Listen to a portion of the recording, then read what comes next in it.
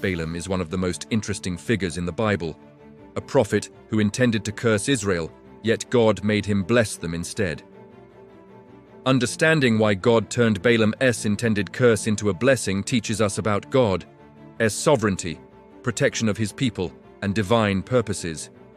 And he took up his parable and said, Balaam the son of Beor hath said, and the man whose eyes are open hath said. He hath said, which heard the words of God, which knew the knowledge of the Most High, which saw the vision of the Almighty falling into a trance, but having his eyes open. I shall see him, but not now. I shall behold him, but not nigh. There shall come a star out of Jacob, and a scepter shall rise out of Israel, and shall smite the corners of Moab, and destroy all the children of Sheth. Balaam was not an Israelite. He was hired by Balak, the king of Moab, to curse Israel because Balak was afraid of them. Known as a prophet with access to God's word, Balaam had the ability to communicate with God, but his heart was greedy. God can use anyone to accomplish his plan, and his purposes are not limited by human intention. Balak saw Israel's victories and feared conquest.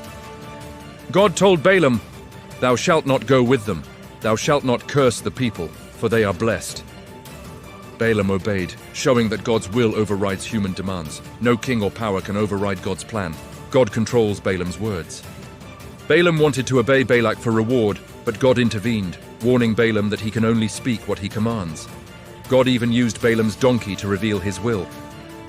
This shows God's sovereign control over all creation. Balaam blesses Israel 3 times. First, he proclaims, How shall I curse whom God hath not cursed? God's blessing on Israel is irrevocable. In his second blessing, he acknowledges God's protection and favor on Israel.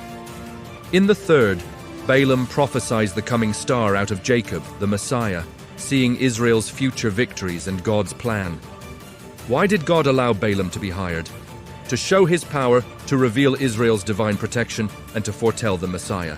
God sometimes allows threats to reveal his glory. The spiritual message is that God's blessing is irrevocable.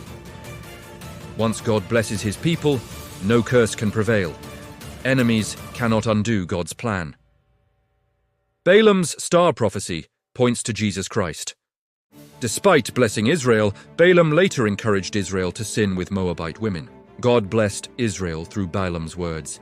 But Balaam himself remained disobedient in heart. This teaches that God's purposes are greater than human sin, and blessings can flow even through imperfect vessels. From this story, we learn to trust in God's protection, that his blessings are irrevocable, and that even opposition can serve his plan. God's sovereignty controls all things, and his plan, including messianic prophecy, cannot be thwarted.